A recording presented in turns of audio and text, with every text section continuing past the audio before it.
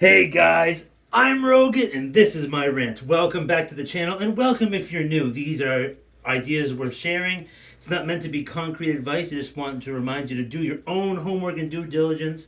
And this is just one man's opinion. I would love to hear what you have to say about this topic in the comment section down below. And yeah, so let's get into it. First of all, I just want to thank you very much for the support on the past 3 videos that I made.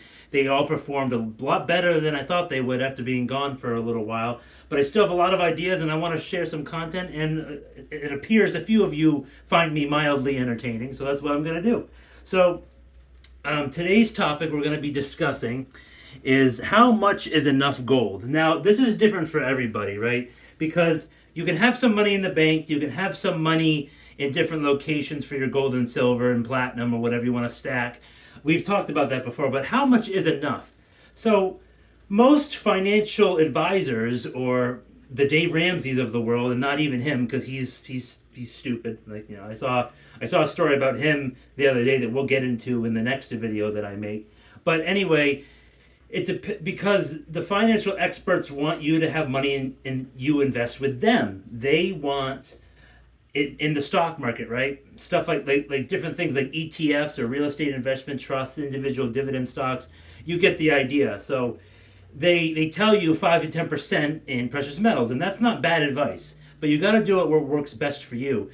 Do you want the majority of your money sitting in the market or sitting in a bank where it can fluctuate down due to inflation, like the monetary supply increasing, or basically, of course, the stock market, yes, the S&P 500 returns anywhere from 7 to 10% annually.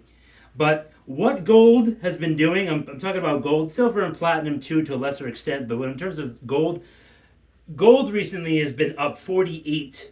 Now that's a lot, that's a big number. Gold doesn't usually do that in the amount of time that it's recently done it in. So, there could be a correction in metals, just like there could be a big correction in terms of the overall value of the stock market, 20 to 50%. I mean, we're basically seeing all-time highs in the stock market in terms of all the major indexes and then the real estate and stuff like that. Crypto has hit all-time highs, but it's good to have more of your net worth in alternative currencies or assets, kind of like metal or cryptocurrency, that type of stuff.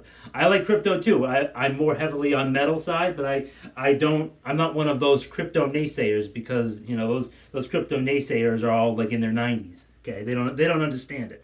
So that but so getting back to the topic, how much is enough gold? Now, if you're liking this type of content, hit that like button and subscribe. It's free, and the notification bell down there. It might work, it might not. And yeah, so, and then you know what to do if you don't like the content. So now it's all these gurus online. It's like you need an emergency fund, and yes, you do need an emergency fund. But do you want an emergency fund that loses value over time or grows in value over time? No, metals won't perform like the stock market, but you can have the metals easily accessible locations, and they are quite liquid. I mean, you guys really liked that past video I made about you can't eat your gold, so you can. So now, what is your emergency fund like? Now, you have to be realistic with yourself. What are your monthly expenses? Like, when after you take home the money after taxes from your job, don't say you make 50,000 a year, because it's more like 38,000 after taxes, or 35. So, you don't want to go by your gross. You want to go with what you net, what all of your expenses are for every month, and then what's ever left over, if there is any left over to save. Me personally, I'm between $2,000 to $2,500 as my monthly expenses. And it all depends on like what your emergency fund has to be. Like, do you want 3 months of metal put away to protect yourself? Do you want 6 months put away? Do you want 9 to 12 months put away? It all depends on how conservative you really want to be.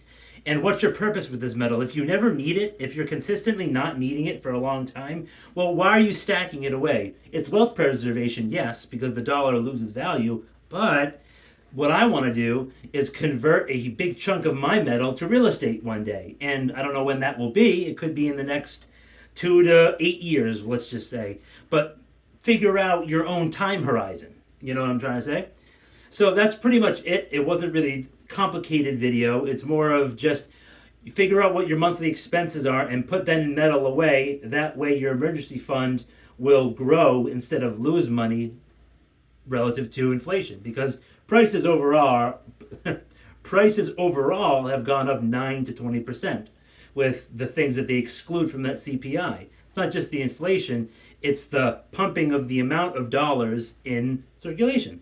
All right, guys, hope you enjoyed that video. Make sure you to smash that dislike button if you didn't like my topic, my face, or my shirt, or anything else that you didn't like. I would love for you. I just really want you to hit that dislike button if you didn't like it. If you didn't agree, or if you did agree, just show me some love, and I really appreciate the support on the channel. Thanks for sticking around for this time being gone, and yeah, have a great rest of the day. I'll see you next time.